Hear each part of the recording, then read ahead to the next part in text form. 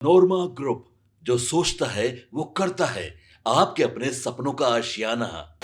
कि कुशवाहा राजपूत के चक्कर में लोकसभा में नुकसान हुआ था आपको। पवन सिंह मुलाकात कर रहे हैं, पवन सिंह लगातार एक्टिव है। नीतीश के खुद दो राज्यसभा की सीटें उनको चाहिए वापस, और भाजपा से लड़ेंगे, उपेंद्र कुशवाहा नहीं लड़ेंगे। पासवान से कैसे नेगोशिएट करेंगे उपेंद्र कुशवाहा? मांझी जी को तो मनाना आसान होगा, चिराग पासवान को नंबर के नाम पर चाहिए। चिराग के कह देने से कि उनकी मां राज्यसभा नहीं जाएंगी, बहुत लोगों को राहत मिल गई होगी। चिराग पासवान की जगह उनकी मां को मंत्री बनाएंगे वो। लेकिन ये सच है कि चिराग पासवान अलग तरीके से सोचते हैं। आगे चल के इतने सारे चुनाव हारने के बावजूद भी कौन सीएम का कैंडिडेट होगा ये तय है, तो उनको कुशवाहा ने बड़ी आसानी से उनको अपने बेटे को दे दिया।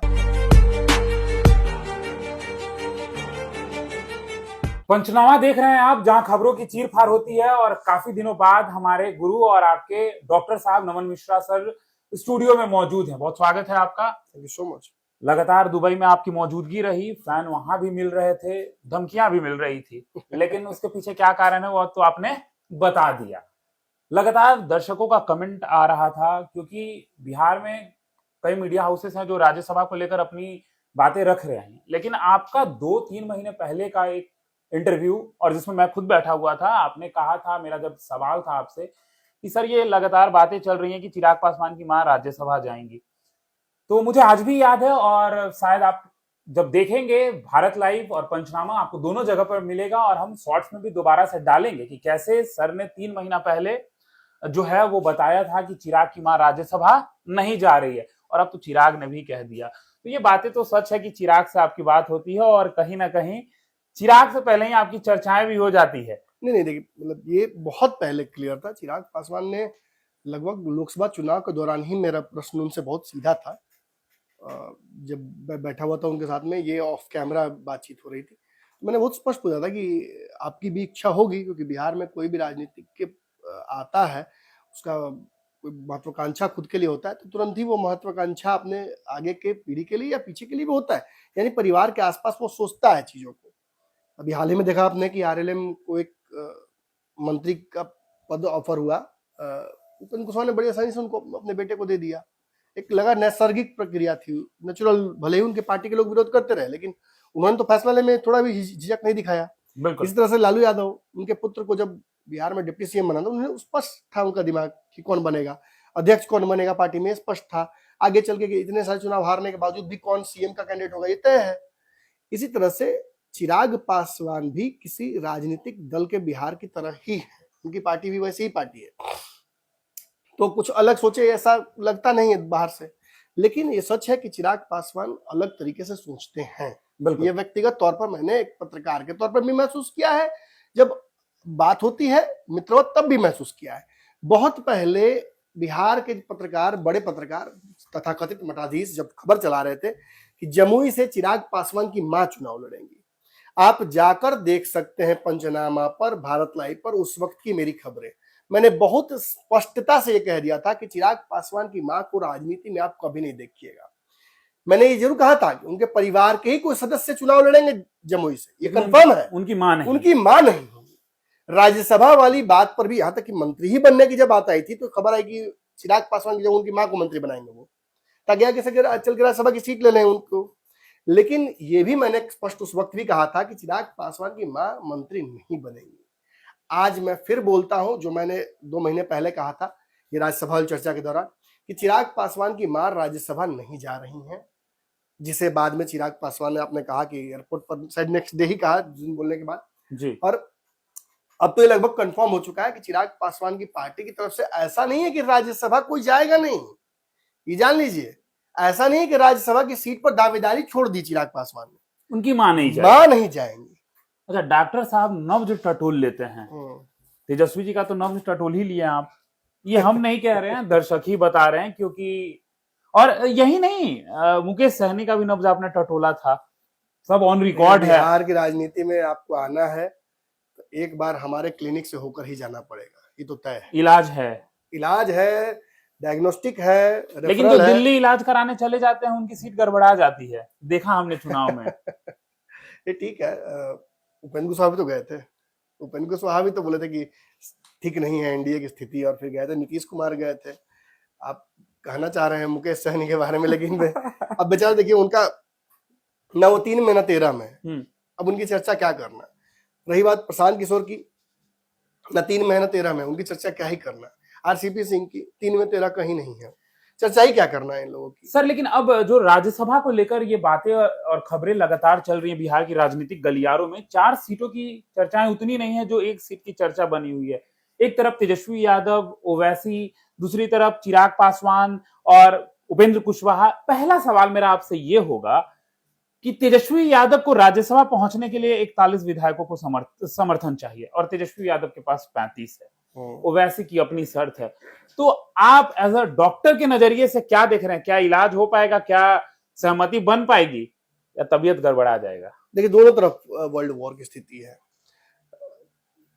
चिराग के कह देने से कि उनकी मां राज्यसभा नहीं जाएंगी, बहुत लोगों को राहत मिल गई होगी, लेकिन चिराग के पास कैंडिडेट हैं। चिराग पासवान के पास ऐसे कई नेता हैं जिनको राज्यसभा चिराग पासवान भेजने के इच्छुक हैं। आप कहना चाहते हैं उपेंद्र कुशवाहा को राहत मिली होगी? नहीं, और बिल्कुल उनको लगा होगा कि उनकी पार्टी को लगा होगा कि चलिए अच्छा हुआ बच गए। उनको ही नहीं, मांझी जी को, मांझी जी ने तो ऑन रिकॉर्ड ये बात कह दी है कि हमको तो लोकसभा में भी विधानसभा में दोनों जगह कहा गया, ही कहा था, हमको दोनों जगह कहा गया कि आपको राज्यसभा देंगे। तो मांझी भी ही has also thrown his hat in the ring. उनको भी चाहिए, चिराग को तो चाहिए ही चाहिए, उपेंद्र कुशवाहा को तो जीने के लिए जिंदा रहने के लिए बस एक मुलाकात जरूरी है सनम। उपेंद्र कुशवाहा को तो राजनीतिक रूप से जीने के लिए राज्यसभा की सीट चाहिए, वरना वो आरसीपी गति प्राप्त कर जाएंगे, जो आरसीपी सिंह को हुआ था कि मंत्री तो थे, राज्यसभा ही नहीं थे, इस्तीफा देना पड़ा। बिल्कुल वही हाल ना हो जाए, इसलिए उपेंद्र कुशवाहा को तो प्राण वायु की तरह चाहिए। चिराग पासवान को नंबर के नाम पर चाहिए, मेरा हक है, हमको चाहिए और बिल्कुल हक बनता है उनका। मांझी जी को एहसान चाहिए कि तुमने कहा था कि मदद करेंगे, आज मदद करने की बात आई तो करिए।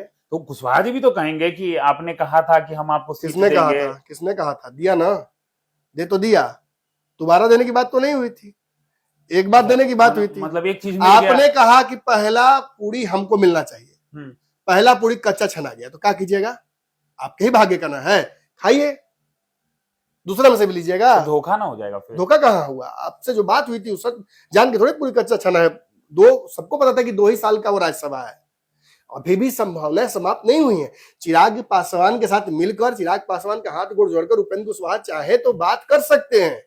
मांझी जी को तो मनाना आसान होगा, वो एक बार जाएंगे, मांझी जी क्या कहेंगे, अरे मांझी जी ऐसे हुए, आपको देने वाला है नहीं भाजपा, मेरा ही सपोर्ट कर दीजिए, कुछ आगे पीछे देख लिया जाएगा, एक आध को लिट्टी कम बेसी खा लीजिएगा हमारे यहाँ।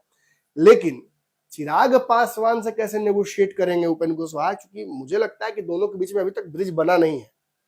मुझे लगता है, एक बार मुझे याद है कि दिल्ली में मैं था हाल ही में, दुबई जाने से पहले, तो उसी दिन चिराग पासवान से मुलाकात हुई थी दीपक प्रकाश की, जो उनके पुत्र हैं।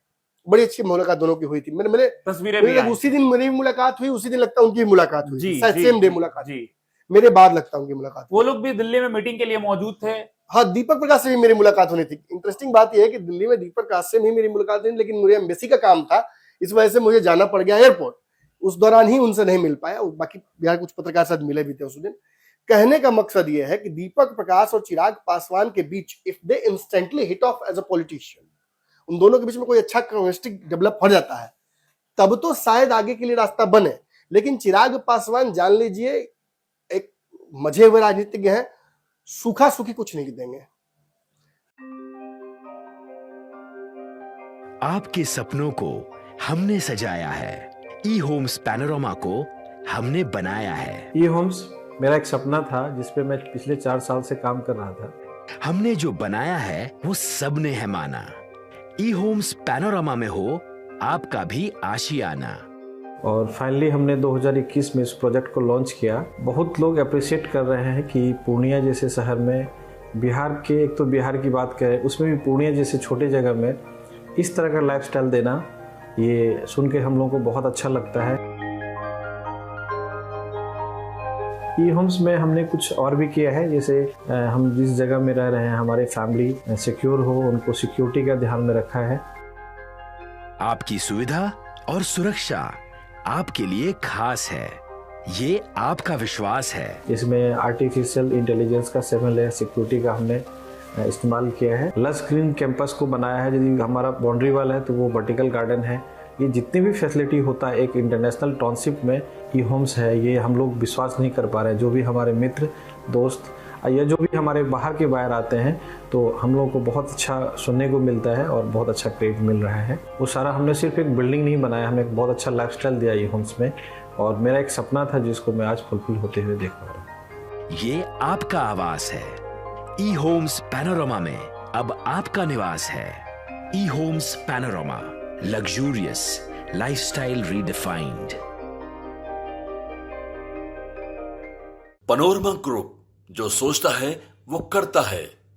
अगर ये वीडियो पसंद आई और वह बिहार के राजनीति और बिहारियत से सरोकार रखेनी तो सब्सक्राइब बटन दबा के चैनल के सब्सक्राइब कर ली। ओजे एगो घंटी बा, ओकरा बटन दबा देला से कुल सटीक और मारक खबर रुआ मुफ्त में मिल जाई। अगर रुआ पत्रकारिता के हमनी के नया प्रयोग में सहयोग कर चाहतानी तो ज्वाइन बटन दबा दी। पेटीएम नंबर नोट कर ली 938681